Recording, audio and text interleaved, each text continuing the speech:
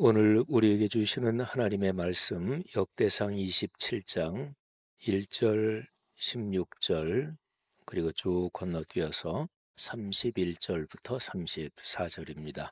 거룩하신 하나님의 말씀입니다. 이스라엘 자손의 모든 가문의 우두머리와 천부장과 백부장과 왕을 섬기는 관원들이 그들의 숫자대로 반이 나누이니 각 반열이 2만 4천 명씩이라. 1년 동안 달마다 들어가며 나왔으니 이스라엘 지파를 관할하는 자는 이러하니라.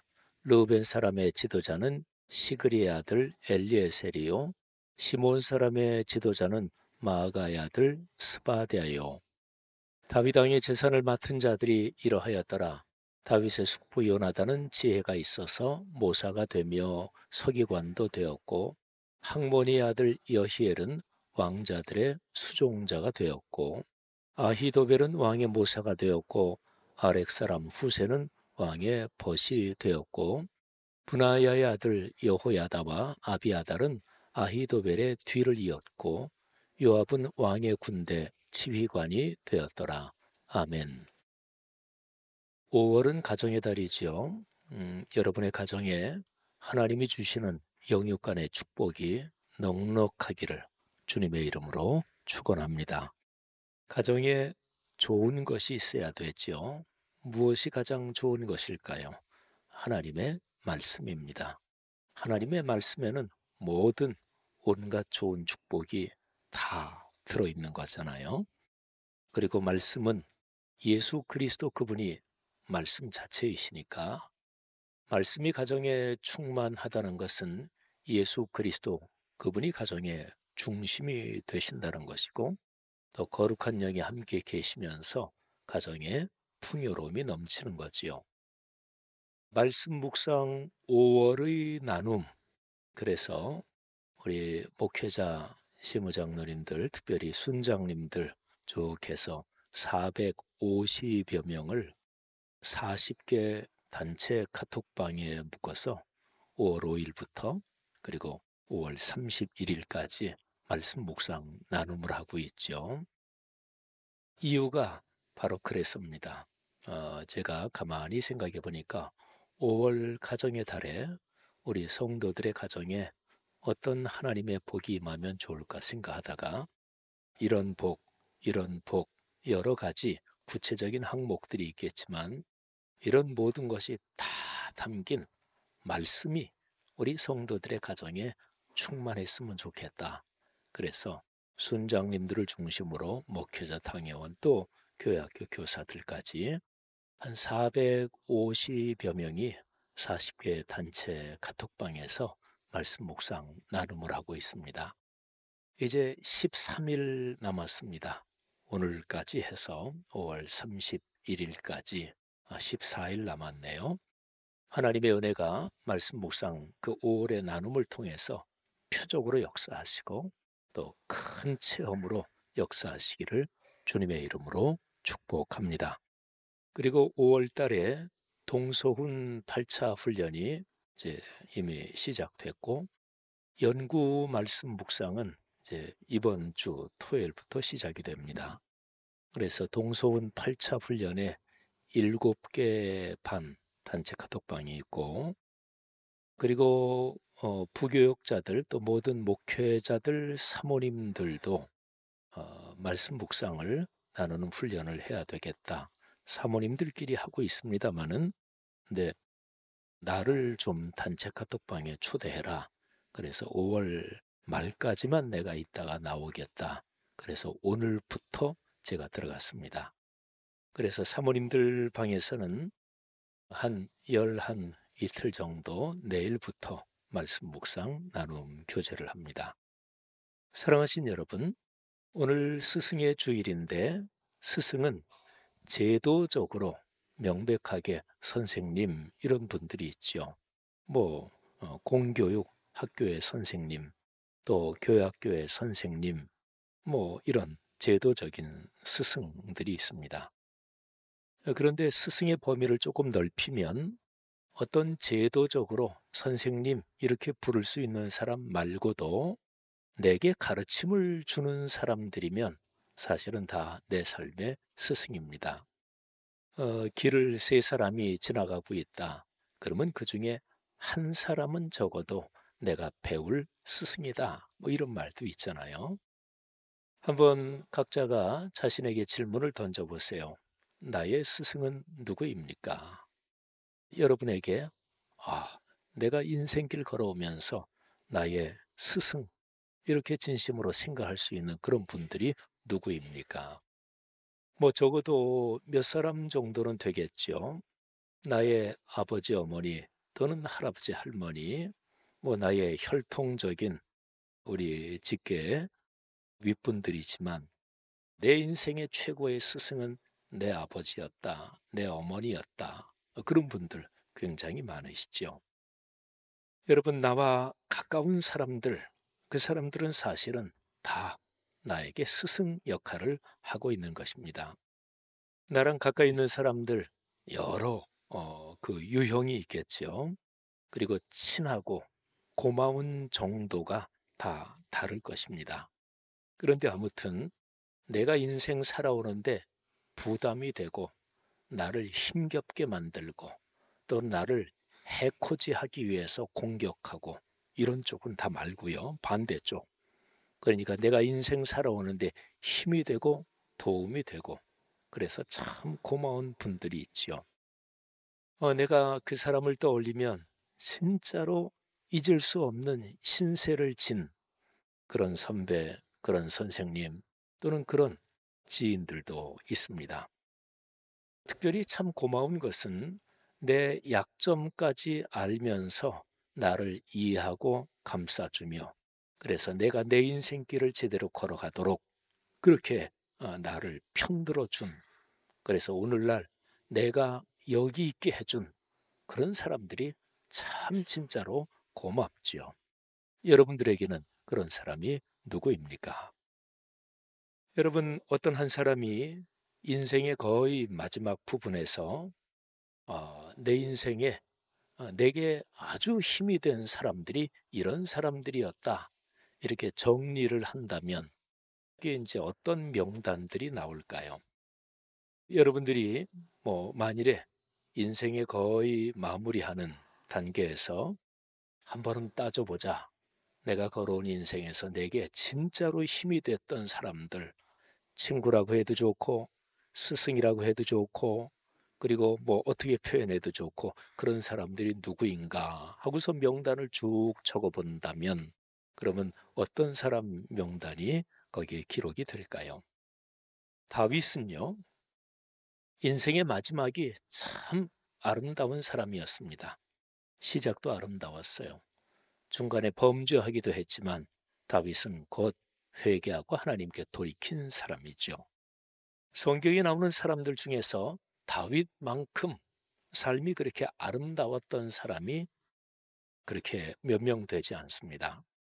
그런데 역대상 27장에 보면 이제 다윗이 쭉 자기 인생을 마무리하면서 그러니까 다윗 삶의 결론 부분이에요.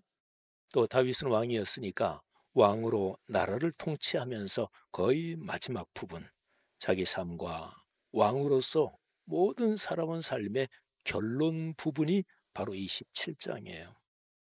우리가 1절과 16절 그리고 또 건너뛰어서 31절부터 34절을 봉독했는데 여기에 크게 보면 네 가지 얘기가 나옵니다.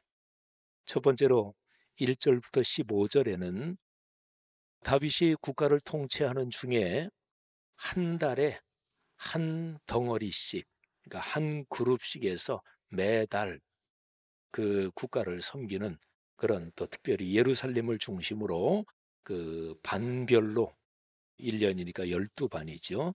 그렇게 자기 직무를 감당한 사람이 있었습니다. 한 달마다 2만 4천 명씩 그러니까 12달 하면 28만 8천 명 뭐 굉장히 중요한 인물이겠죠. 다윗이 통치하던 그 나라에서. 근데 뭐 28만 8천 명이 다윗이 그 이름을 다 기억하고 있는 것도 아니겠고 근데 매달마다 2만 4천 명을 지휘하는 그 지휘관들, 지도자들, 그 사람들은 다윗에게 아주 중요했겠지요. 그 사람들이 13명입니다. 두 번째 딸에는 어떤 이유인지 모르지만 지도자가 2명이 적혀 있어서 13명입니다. 그 다음에 두 번째 16절 이하에 보면 이스라엘의 12지파를 관할하는 지파의 지도자들이 나옵니다. 이거는 뭐 말할 것도 없이 아주 또 중요하겠죠. 근데 그 지파의 지도자들이 13명입니다.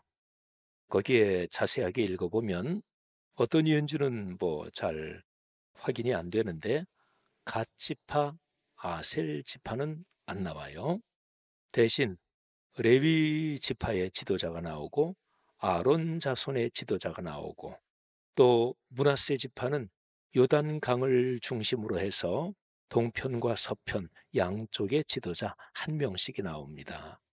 그래서 12지파 모든 지파의 지도자들 13명 이름이 여기에 기록이 되어 있습니다. 다윗은 이 13명의 이름은 잘 알고 있었겠죠. 아주 중요한 인물들이지요. 그리고 현실적으로 중요한 이름들이 12명이 나옵니다. 25절부터 31절. 여기 31절 12명 이름이 나오고 나서 제일 끄트머리에 이렇게 결론적인 표현이 기록이 되어 있어요. 다윗 왕의 재산을 맡은 자들이 이러하였더라. 이 사람들은 진짜 다윗이 현실적으로 중요하게 여겼고 또 진짜로 깊이 신뢰하는 사람들이었겠지요. 다윗 왕의 재산을 맡은 사람들 12명. 다윗 왕은 큰 부자였습니다. 아주 큰 부자였는데 그 왕의 재산이 이러저러하게 요즘식으로 말하면 부동산도 있었고 뭐 은행 예금도 있었겠고 어디 뭐 투자한 것도 있었겠고 근데 그거를 관리하는 12명 이름이 명확하게 기록이 되어 있습니다. 자, 그리고요. 맨 마지막으로 32절부터 34절에는 다윗이 현실적으로 통치하면서 최측근이라고 보통 그런 표현 쓰죠. 그 측근 이름이 7명이 기록이 되어 있습니다. 제가 지금 말씀드린 이 인원들 13명, 13명, 12명, 7명 다 합하면 45명입니다. 그러니까 다윗이라는 사람이 자기 인생을 거의 마무리할 즈음에 내가 살아온 인생에서 내가 왕으로 제대로 나라를 통치할 수 있도록 힘이 된 사람들, 또 내가 하나님을 믿는 신앙인으로서 인생 여정을 걸어갈 수 있도록 나에게 도움이 된 사람들 하고서 쭉 기록이 된 게 45명입니다. 자, 이런 식으로 여러분이 만일에 그냥 뭐 지금 시점에서요. 내가 지금까지 인생을 살아오면서 내게 힘이 되고 도움이 된 사람들 하고 쭉 적어보면 뭐 몇 명 정도나 될까요? 또 어떤 분들 이름이 거기에 적힐 수 있을까요? 뭐 숫자가 꼭 많다고 좋은 건 아닙니다. 뭐 진정한 친구는 두세 명만 있어도 아주 충분한 것이니까요. 아무튼요, 다윗은 그러했습니다. 그런데 여기에 나오는 사람들 중에서 맨 마지막으로 나온 다윗의 최측근 7명, 각별히 중요하겠죠. 근데 최측근이라고 해서 다 다윗이 쭉 인생 여정 왕으로 나라를 다스리는데 아주 도움이 되고 힘이 된 것만은 아닙니다. 여기 7명 중에서는 다윗하고 결국에는 등을 진 이런 사람 이름도 여기에 기록이 되어 있습니다.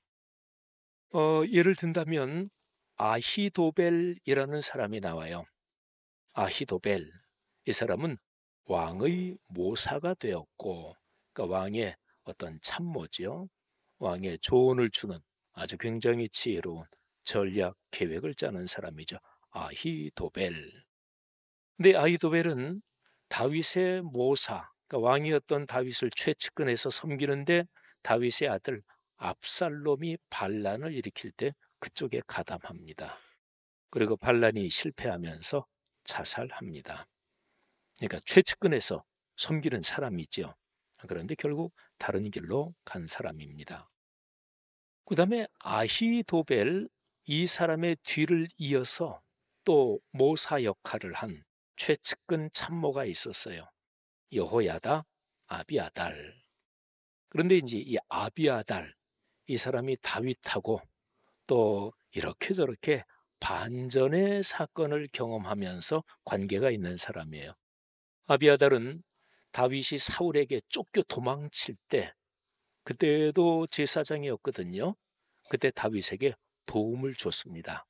피신해서 아비아달이 있는 곳에 갔는데 아비아달이 먹을 것도 주고, 그 먹을 게 하나님의 전, 거기에 진설해 놓은 진설병, 그 떡을 준 거예요. 그리고 내가 급히 왕의 명령을, 특명을 받아서 오느라고 무기를 챙겨오지 못했다. 그러니까 다윗이 사울 왕에게 쫓긴다는 것을 사실은 얘기를 안 하죠. 근데 아비아달이 당연히 눈치를 챘을 것입니다. 그래서 아비아달이 다윗이 죽인 골리앗, 그 골리앗이 가졌던 칼이 거기에 보관되어 있었는데 그 칼을 주기도 한, 다윗에게 도움을 준 사람이죠. 그리고 압살롬이 반란을 일으킬 때 이 아비아달은 사독과 함께 끝까지 다윗 편에 있었습니다.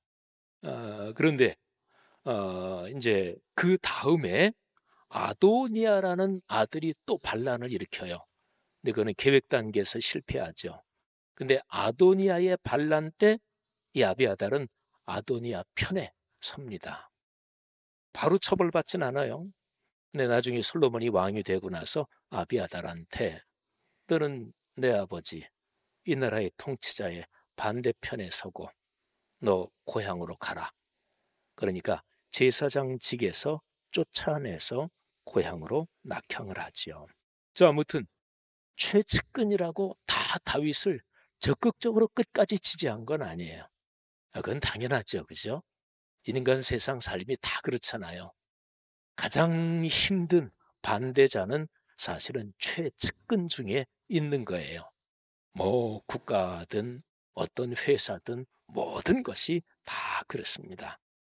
자, 그런데 이 7명 중에서 진짜로 다윗에게 너무너무 힘이 된 사람, 그리고 스승이란 말을 한번 써본다면 다윗이 생각할 때 그래, 저분이 진짜 내 스승이야, 이런 사람들이 7명 중에 나와요. 자, 첫 번째는 다윗의 숙부 요나단입니다. 다윗의 작은 아버지인데 이 요나단 작은 아버지는 성경에 여기 외에는 거의 나오는 데가 없어요. 그런데 오늘 성경에 표현되기를 지혜가 있었다. 그래서 다윗의 모사가 되었고 특별히 서기관도 됐다. 이 표현이 중요합니다. 서기관은 성경을 필사하는 사람이었고 성경을 깊이 아는 사람이었고, 그러니까 말씀을 가르치는 사람, 그 역할이었거든요. 그러니까 구약 성경에서 서기관 그러면 이거는 무지무지하게 중요한 아주 중심적인 인물이라고 보시면 돼요. 근데 다윗의 작은아버지 요나단이 바로 그런 사람이었습니다. 그러니까 말씀을 묵상하며 말씀의 선생이고 그리고 지혜가 있어서 자기의 조카 다윗이 왕으로 나라를 통치할 때 큰 힘이 됐던 사람입니다. 자, 그다음에 두 번째는 여히엘이라는 사람이에요. 근데 오늘 32절 말씀에 보니까 이 여히엘은 왕자들의 수종자가 됐다. 여러분, 여러분의 아들, 딸 또는 손자, 손녀를 가르쳐 주는 선생님들 중요하죠. 그죠? 스승의 날, 여러분의 아들, 딸, 손자, 손녀 가르쳐 주시는 선생님들한테 뭐 작은 고마움이라도 표시하셨나요? 대개 학교 선생님 또는 학원 선생님한테도 고마움은 잘 표현하는데 교회학교 선생님한테는 고마움을 별로 잘 표현하지 않는 경우가 더 많은 것 같아요. 그거는 큰 착각인데요. 교회학교 선생님들이 진짜로 중요한 거죠. 그러니까 다윗에게 이 여히엘이라는 사람이 얼마나 고마웠겠어요. 자기의 아들, 딸들 가르쳐주는 선생님이니까. 그러니까 다윗에게도 아유, 내게도 스승이시다. 이렇게 아마 생각을 했을 거예요. 자, 그 다음에 아주 중요한 사람이 나옵니다. 아렉 사람 후세. 근데 이 아렉 사람 후세는요, 사무엘서에 이 후세 얘기가 좀 많이 나와요. 근데 후세는 등장할 때마다 다윗의 친구 이렇게 등장합니다. 특별히 사무엘하 15장부터 17장에 보면 다윗의 아들 압살롬이 반란을 일으켜서 진행되는 그 장면이 쭉 기록이 되어 있어요. 압살롬의 반란 때 다윗은 죽을 뻔했어요. 나라 전체가 압살롬이 다 장악을 했고, 그리고 다윗을 죽이려고 군대까지 보내고 사실은 그랬죠. 근데 그때에 다윗의 친구 후세가 아주 핵심적으로 등장합니다. 후세는 다윗이 반란을 피해서 도망갈 때 거기에 같이 이제 따라가려고 하는데, 다윗이 내 친구여, 자네는 나랑 같이 가지 말고 왕궁으로 가서 압살롬에게 충성을 맹세해라. 그러니까 위장으로 충성을 맹세해서 그래서 이 반란을 진압할 수 있도록 도움을 달라, 이런 거죠. 그때의 사독 아비아달도 바로 그런 역할을 맡습니다. 그래서 후세가 왕궁으로 가요. 그래서 그 압살롬에게 충성을 맹세합니다. 그랬더니 압살롬이 이렇게 얘기를 해요. 아니, 여보시게 후세, 당신이 우리 아버지 다윗의 친구인데 그렇게 하는 게 맞냐? 하고서 압살롬이 얘기하니까, 그러니까 후세가 내가 당신의 아버지를 섬겼던 것처럼 내가 당신을 왕으로 충성으로 섬기겠습니다. 그런데 이제 바로 그 반란의 와중에서 이제 다윗이 도망가니까 그 쫓아가야 되잖아요. 근데 거기 아까 얘기했던 아히도벨, 복잡하시죠? 그냥 그렇거니 하고 들으세요. 아히도벨이 이 압살롬 편에 붙었거든요. 근데 아히도벨이 왕이시여, 바로 쫓아가야 됩니다. 그래서 다윗을 죽여야 됩니다. 그런데 그때의 압살롬이 후세 얘기도 들어보자 그래요. 그런데 후세가 이렇게 얘기합니다. 압살롬 왕이시여, 당신의 아버지는 용사입니다. 뭐 이 말에 누구도 이의를 제기할 수 없죠. 골리앗을 쳐 죽이고 나라를 구한 사람이고, 그 사망의 골짜기들을 겪으면서 그 죽음의 골짜기를 수도 없이 겪으면서 살아남고 결국에는 온 이스라엘을 통치하게 된 사람이니까 다윗은 용사다. 그건 뭐 너무나 명백하죠. 그런데 지금 궁지에 몰렸는데, 그리고 당신의 아버지 다윗 주변에 있는 그 용장들은 한 사람이 몇백 명도 칠 수 있는 대단한 사람들입니다. 궁지에 몰렸는데 지금 공격하다가는 오히려 당할 수 있습니다. 그러니까 좀 더 군사를 충분히 모아서 그야말로 메뚜기 떼가 덮치듯이 그렇게 해야 제압할 수 있습니다. 근데 압살롬이 아히도벨 얘기보다 후세 얘기를 더 신뢰합니다. 그래가지고 시간을 벌죠. 그래서 이제 나중에 결국 다윗이 압살롬의 반란을 제압하게 돼요. 말씀드린 것처럼 아히도벨은 자기의 조언이 받아들여지지 않자 이제 예감을 했겠죠. 굉장히 똑똑하고 머리가 잘 돌아가는 사람이니까, 아하, 이 반란 실패하겠구나. 그래서 이제 자기의 고향으로 돌아가서 자살을 합니다. 자, 아무튼 이 후세. 그런데 후세는 등장할 때마다 다윗의 친구, 그리고 오늘 여기 말씀에서도 다윗의 벗, 이렇게 기록이 되어 있습니다. 아렉 사람 후세는 왕의 벗이 되었고. 자, 질문하겠습니다. 이 다윗이 인생 여정 마지막 결론 부분에 하면서 45명, 자기의 오늘이 있기까지, 인생 여정 그렇게 걸어오기까지 자기에게 힘이 된 사람들 45명, 그리고 특별히 최측근 7명. 최측근 중에는 말씀드린 대로 반대자 편에 나중에 섰던 사람도 있고 다윗을 힘들게 한 사람도 있었습니다. 근데 어쨌든 이 모든 사람들 중에서 다윗이 제일 고마운 사람이 누구일까요? 제일 고마운 사람, 뭐 여러 사람 있었겠죠, 그죠? 근데 제가 이 말씀을 가만히 묵상하면서, 그래, 후세다.